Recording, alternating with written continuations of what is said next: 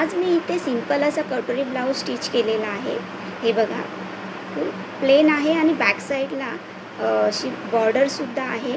बॅकला round neck आहे आणि खाली अशी बॉर्डर आहे आणि हा जो बॉर्डर उरलेला आहे तो ॲक्च्युली स्लीव्हचा आहे आणि स्लीव्हचा जो कपडा आहे तो मी कट न करता साडीमध्येच ठेवलेला आहे।